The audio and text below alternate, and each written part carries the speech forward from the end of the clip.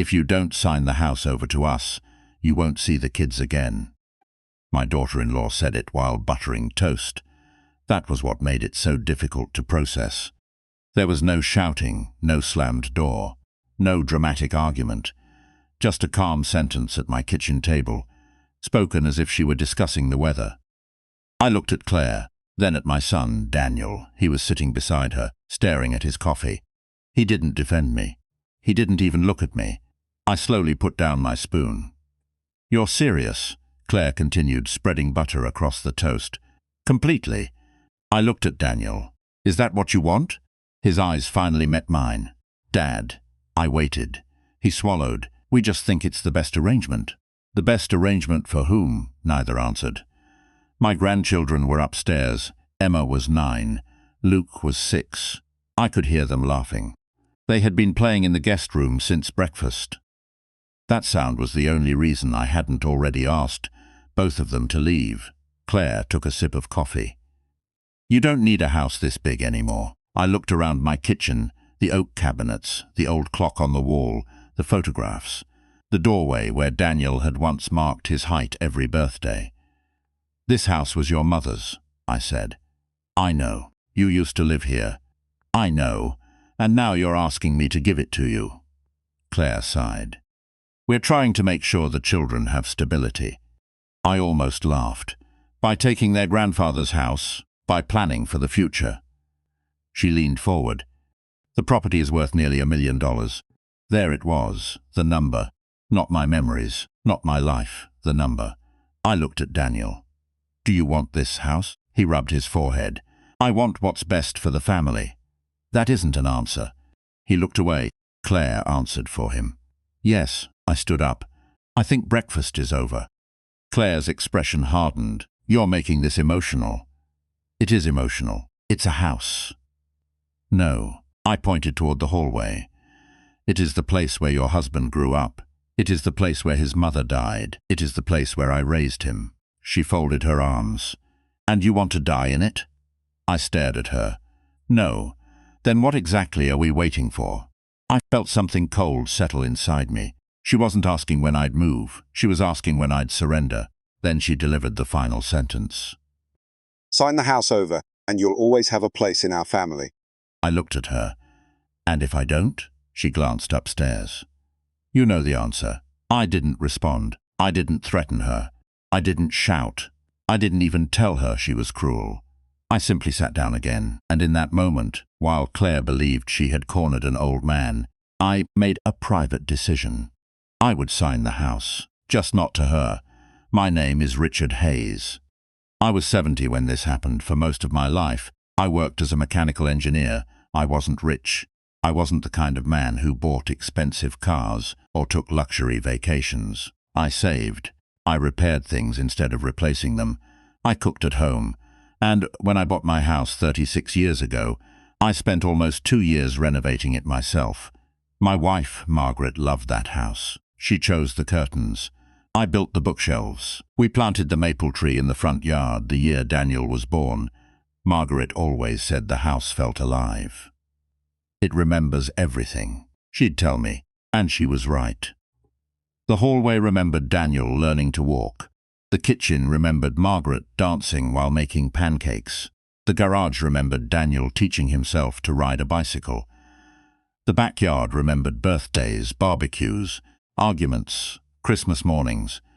Then Margaret got sick, ovarian cancer. She fought for almost 3 years during the final months. She couldn't walk upstairs anymore. So I moved our bedroom downstairs. When she died, I couldn't bring myself to change anything. Her books stayed on the nightstand. Her blue sweater stayed in the closet. Her favorite mug stayed in the kitchen. I knew I would eventually have to let go, but I wasn't ready. Daniel tried to help. At first, then he met Claire. Everything changed. Claire wasn't openly unkind. That would have been easier. She was polished, calm, reasonable. She knew exactly how to make unreasonable things sound sensible. When Daniel and Claire bought their first house, I helped with the down payment. When their first child was born, I paid for the nursery. When their second child arrived, I bought them a new car seat, a stroller, and a crib. I never expected anything in return. My grandchildren became my world. Emma called me Grandpa Rick. Luke couldn't pronounce my name properly and called me Gramps. I loved both of them. I picked them up from school. I took them fishing. I helped Emma with her science projects. I built Luke a wooden train set. Then Claire started making comments. "You're getting older. You shouldn't be driving the kids. You need to think about what happens when you can't manage the house." At first, I ignored them. Then she started talking about the property. "What do you think the house is worth now?" "I don't know. You should find out." "Why?" "Just planning." That word became her favorite. Planning. Every conversation was about planning. Where I'd live, who would care for me, what would happen to the house, what the children would inherit. It felt strange. I was still alive, but my family had begun discussing my life as if it were already an estate. One afternoon, Emma and Luke came to visit. They were arguing over a toy. I separated them and told them to sit at the table. Emma looked upset. "Grandpa." "Yes," Mom said, "you might move." I looked at her. "Did she?" She said, "Maybe." "Where?" "I don't know." Luke looked at me. "Are you selling the house?" I smiled. Emma looked confused. "But Mom said you might." I suddenly understood. Claire wasn't merely making suggestions. She was preparing the children. Preparing them for the idea that I would disappear from the house. Perhaps even from their lives. I asked Emma, "Did your mother say why?" She shrugged. "She said grown-ups make plans." I smiled. "Your mother is right about one thing." "What?" "Grown-ups should make their own decisions." That evening, after Daniel picked them up, I called him. "Did you tell the children I'm moving?" He was silent. "Daniel, we've discussed it." "Why?" "Dad, we're thinking long-term." "That doesn't answer my question." He sighed. "Claire thinks it would make more sense if the house stayed in the family." "In the family?" "Yes, you mean you." He didn't deny it. "I don't know how much longer you can manage everything." I looked through the window at the maple tree. "I manage fine." "I know." "Then what's the problem?" "We just want certainty." I understood then. They weren't asking because they were worried about me. They were asking because uncertainty was inconvenient, and my death was too far away for their plans, so they wanted certainty now. That night I opened an old file drawer. Inside were the original house documents, the deed, the mortgage papers, the renovation records, and the will my wife and I had created 20 years earlier. I read every page. Then I noticed something. The house was entirely in my name, not Daniel's, not Claire's, mine. And suddenly I knew I had something they had forgotten. A choice. The next morning I called my attorney, Martin Lewis. He had known Margaret and me for years. "I need to talk to you about my house." "Are you selling?" "Possibly." He laughed. "You've been saying that for 10 years. This time I mean it." There was silence. What happened? I told him everything. Claire's comments, Daniel's pressure, the threat about my grandchildren. Martin listened carefully, then he asked, "What do you want?" I thought about it. "I want the children to be safe." He nodded. "And?" "I want the house used for something meaningful." "And?" "I want my son to understand that his children are not a bargaining chip." Martin leaned back, then he said, "Then don't make the decision angry. I don't want revenge." "Good. I want a consequence." He nodded. "There's a difference." We discussed several possibilities. I could keep the property. I could sell it. I could leave it to Daniel. I could leave it to my grandchildren. Or I could donate it. Then Martin mentioned something I hadn't considered. A local non-profit that provided transitional housing for grandparents raising grandchildren. I knew the organization. Margaret had volunteered there years earlier. I stared at the brochure. "What happens if I donate the property?" Martin explained. The charity could sell it and use the proceeds to fund housing and support services. Or, depending on the organization's needs, they could convert parts of the property into a community resource. I looked at the photograph of families on the brochure, grandparents raising children, people rebuilding their lives. Suddenly, everything clicked. Claire had used my grandchildren as leverage to get a house. I would turn the house into something that protected children, not her children alone, children who actually needed protection. I smiled. Martin noticed. "What are you thinking?" "I think I've made my decision." I didn't tell Daniel. I didn't tell Claire. Instead, I became strangely cooperative. When Claire asked about the house, I smiled. "When you're ready, we can talk." When Daniel asked about the deed, I said, "Let's discuss it soon." They assumed I was giving in. Claire became warmer. She brought groceries. She started visiting more often. She even called me Dad instead of Richard. One evening, she sat with me in the living room. "I'm glad we're figuring this out, so am I. You know, once the house is transferred, things will be much simpler." "For whom?" She laughed. "For everyone." I looked at her. "What happens to me? You'll always be welcome." "Welcome where?" She hesitated. "Our guest room." I nodded. "My own house would become your guest room." She smiled awkwardly. "You wouldn't have to worry about maintenance." I almost laughed. "You're very thoughtful." "I try." She didn't notice the folder sitting on the table, the one containing the new property documents. The documents that would change everything. 3 weeks later, I invited Daniel and Claire to my attorney's office. Claire was delighted. She arrived carrying a folder. I brought everything. I looked at her. Everything. Identification, bank information, copies of the mortgage documents. Daniel looked uncomfortable. "Claire." "What?" "Maybe we should slow down." She frowned. "We've already discussed this." I smiled. "Sit down." Martin entered the room. He placed a thick file on the table. Claire reached for it. I stopped her. "Before you open it, I want to say something." She looked at me. "This house has been in my family for 36 years. Daniel nodded. "I know, your mother and I built our life there. I know. It is where you grew up." He lowered his eyes. "I know." I looked at Claire. "And you wanted me to sign it over?" "Yes. Because you said otherwise I wouldn't see my grandchildren." Her expression tightened. "I was trying to make sure the family stayed together." "No." I shook my head. "You were making a threat." She looked at Daniel. "Tell him." Daniel said nothing. I turned to Martin. "Let's finish." He handed me the final document. I read it once, then again. I picked up the pen. Claire smiled. Daniel looked down at the table. I signed. Claire exhaled. "Thank God." I put down the pen. She reached for the document. Martin moved it away.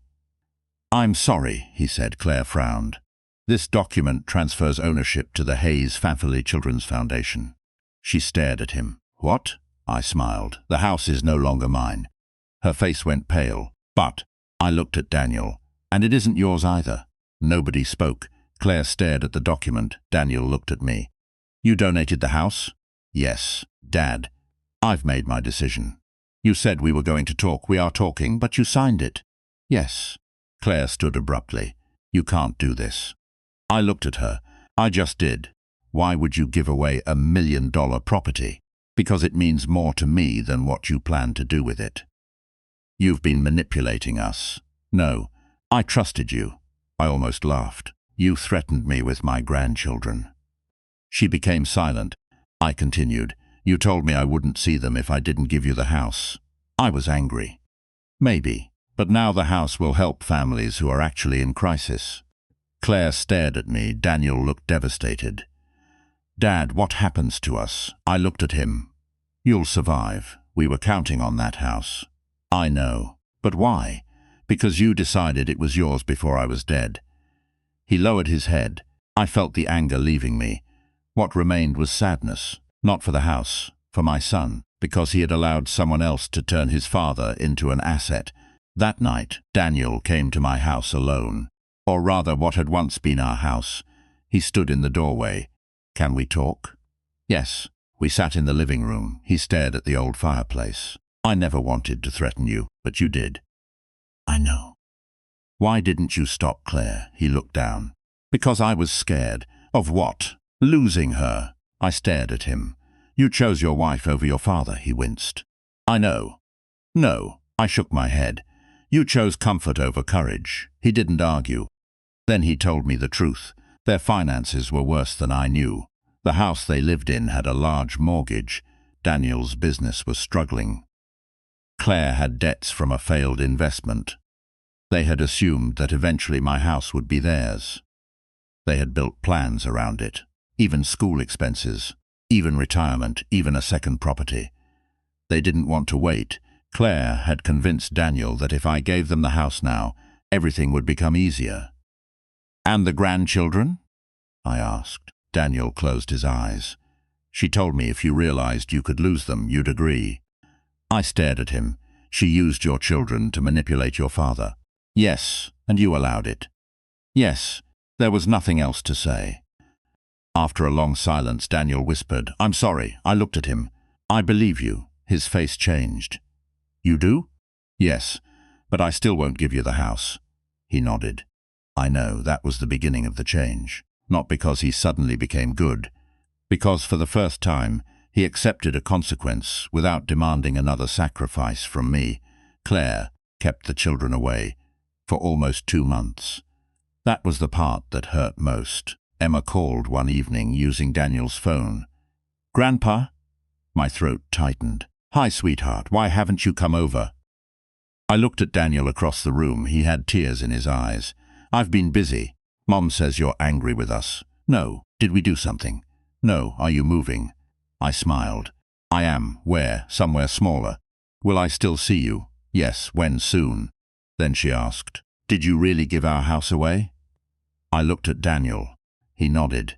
I said, "It wasn't your house, sweetheart." There was silence then. "Okay." She sounded confused. "But what happened?" I didn't explain adult matters to her. Instead, I said, "Sometimes grown-ups make choices that don't work out." She accepted that children often do. They understand more than we think. 6 months later, the charity took full control of the property. They sold the house. The funds were placed into a program for grandparents raising grandchildren. When Martin showed me the first report, I sat quietly. The money was being used to provide rent assistance, legal support, school supplies, and temporary housing. The maple tree was gone. The old kitchen was gone. My workshop was gone. But something had replaced them. A family somewhere was staying in a safe home because of the house I had once built with Margaret. I couldn't have asked for a better ending. One afternoon, I visited the charity. A woman named Susan showed me their office. "Your donation changed our budget completely." I smiled. It wasn't mine to keep anymore. She looked at me. "I don't understand." I thought about Claire's threat, about Emma and Luke, about Margaret. Then I said, "I realized a house can become a weapon when people fight over it." She waited. "So I decided to turn mine into a tool." She smiled. "I think your wife would have liked that." I looked down. "I think so too." A year after that breakfast, Claire came to see me. Alone, she sat on my porch. "I owe you an apology." "I didn't answer," she continued. "I thought you were sitting on an asset that belonged to our future." I looked at her. "It never belonged to your future. I know that now." She took a breath. "I used the children because I knew you'd give in." "Yes, I thought I was being practical. You were being cruel." She nodded. "I was." There were tears in her eyes. "I've regretted it ever since." I looked at her. "Where are Daniel and the kids?" "They're doing better." "How much did the house donation hurt?" She looked away. "Financially?" "Yes." "It hurt." I nodded. "Good." She looked surprised. I continued. "But not because I wanted you to suffer." "Then why?" "Because sometimes pain is what finally makes people stop repeating the same mistake." She nodded slowly. "I understand." Then she asked, "Will you forgive me?" I smiled. "I'm working on it." That was all I could promise, but it was enough. Daniel eventually sold their large house. They downsized. He took another job. Claire began working again. They paid off several debts. Their lifestyle changed completely. It wasn't easy, but neither of them went bankrupt, neither ended up homeless, and my grandchildren were fine. That was important. I never wanted revenge on them. I wanted responsibility. Daniel and I slowly rebuilt our relationship. It started with small things: a Sunday lunch, a phone call, a trip to the hardware store. One afternoon, He helped me install shelves in my new apartment. When we finished, he stood there looking at the room. "This place feels different." "It is. Smaller. Better," I smiled. "Much." He nodded. Then he said, "I used to think your house was what made you secure." I laughed. "And now?" "You." He looked around. "You were the security." I didn't answer, he continued. "I forgot that." I put my hand on his shoulder. "Don't forget again." He smiled. "I won't." The strangest thing happened a few years later. My grandchildren asked me about the house. They were older by then. Emma was 13. Luke was 10. They remembered the old kitchen. They remembered me living there. Emma asked, "Grandpa, are you sad that the house is gone?" I thought about it. "No." "Why?" "Because I didn't lose what mattered," she smiled. "What mattered?" I pointed at them. "You two." Luke grinned. "Did you really give the house away because Mum was mean?" I laughed. "That's an oversimplified version." "What happened?" I looked at Emma. "Your parents were having a difficult time." She nodded, and I decided to use my property in a way that helped people. Was it a good decision? I smiled. "The best one I've ever made." She thought for a second. "Does that mean we won't inherit anything?" I laughed. "That's the first question you ask," she grinned. "No." "Good." They laughed, and that was the moment I knew the cycle had broken. They weren't being taught that family wealth was something they were entitled to. They were being taught that money is a tool, and what you do with it tells people who you are.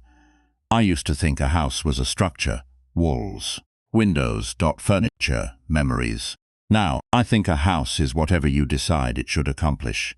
Mine protected my family for decades, then it became the center of a power struggle. So I changed what it meant.